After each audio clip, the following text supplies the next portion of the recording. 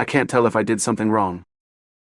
This is going to sound complicated because things are tied to one another. I recently went to trade school intending to study welding, but I ended up doing carpentry instead because of someone I thought I saw a future with.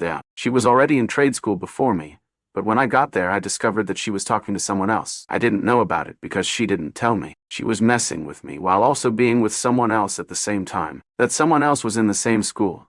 So I talked to her to figure out how we both got played by the same person. We started connecting the dots. And that other person was genuine and understanding, which I respected. I didn't get mad at her for being in the same situation as me. We were getting along, even though we both knew we were played by the same person. Here's where it gets confusing.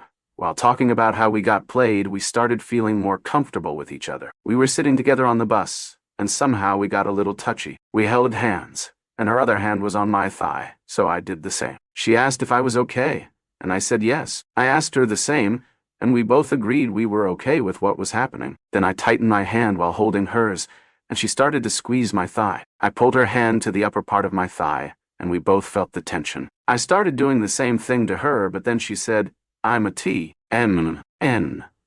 I think that's what she meant. I respected that and moved my hand off her thigh. After that, we just held hands, with our hands positioned on my thigh. Nothing else happened, but once we got back to the center, she started acting weird. She began telling everyone, mostly the girls in our dorms, that I touched her inappropriately and basically accused me of assaulting her. This shocked me because she was the first to ask if everything was okay. My ex, who played both of us, talked to me the next day to say the other person has a girlfriend, but we both know she doesn't.